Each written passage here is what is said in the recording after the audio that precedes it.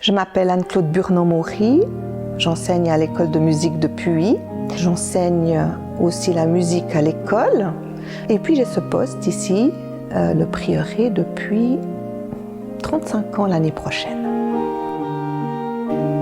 Alors moi je viens d'une famille très protestante et j'ai fait l'école du dimanche qui se donnait à l'église.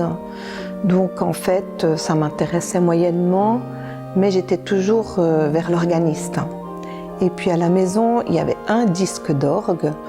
J'ai toujours entendu de l'orgue, mais il s'est passé quand même quelque chose, justement à la veille de mes 14 ans, en entrant dans le temple d'Yverdon où j'habitais. Je ne sais pas si c'était un rayon de soleil, je ne sais pas. Enfin, l'organiste jouait quelque chose d'absolument merveilleux.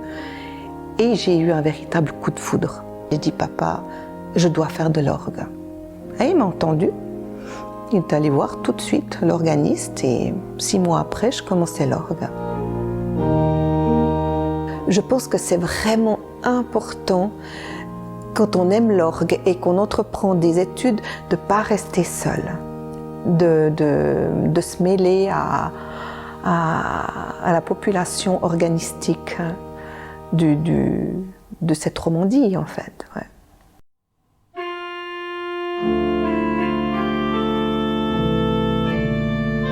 J'avais une préparation de mariage.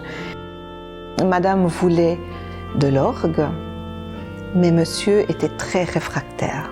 J'ai joué tout ce que je pouvais de mon répertoire de mariage, il n'y avait rien qui faisait. Donc j'ai compris que c'était inutile. Donc je me suis tournée vers les mariés, j'ai dit, mais écoutez, je crois qu'on va reprendre un rendez-vous. Vous allez vraiment discuter entre vous. Et quand ils sont revenus, c'était totalement différent. Le futur marié avait un sourire, il avait les mains derrière le dos. Évidemment que dans ma tête, je pensais bien qu'il y avait une partition. Mais ce que je ne savais pas, c'est que c'était la musique de Zelda, que moi je ne connaissais pas du tout. Puis il me donne cette partition, puis je dis ok, je vous la joue. Je l'ai jouée tout de suite en déchiffrage, peut-être pas très très bien, mais voilà, ça l'a conforté en fait que l'orgue pouvait vraiment jouer même une musique qu'il a entendue en jouant à un jeu vidéo.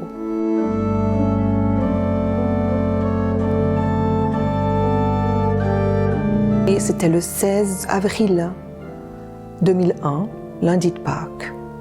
Je reçois un téléphone du pasteur, il a eu la gentillesse de me dire « il faut que tu sois assise ».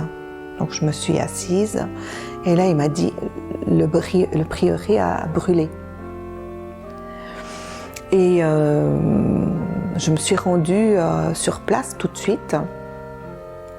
Je suis entrée dans l'église, on m'a donné un casque et j'ai vu un espèce de truc complètement noir qui dégoulinait de partout. Et j'ai regardé la galerie de l'orgue, il n'y avait plus rien. Par contre, en dessous, il y avait un amas de métal. Je me suis sentie complètement vide d'une seconde à l'autre. C'était pas un accident, un faux contact, quelque chose comme ça. C'était criminel. Et chez moi, ça a atteint vraiment quelque chose de très profond. Donc ça, été vraiment quelque chose de très très lourd. C'est le gros truc de toute ma carrière que je souhaite à personne.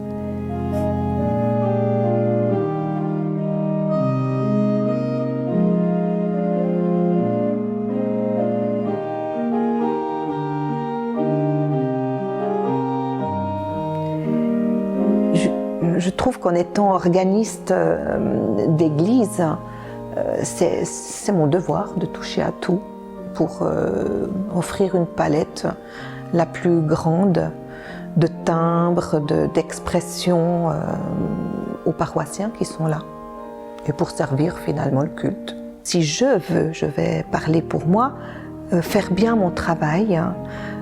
Déjà, je dois bien préparer ce que je présente et je dois me renouveler. Donc je suis toujours à la recherche de nouvelles pièces, de toutes sortes.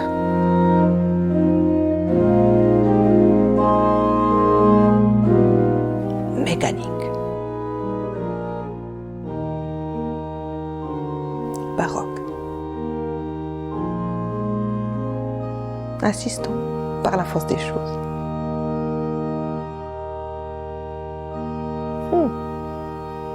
Si j'en avais, chamade. Funérailles, très clairement. Quand on nous laisse jouer. Le mieux, ce serait 3, en tout cas. Il n'y a pas autre chose? Je dirais plutôt égal que mésotonique, personnellement.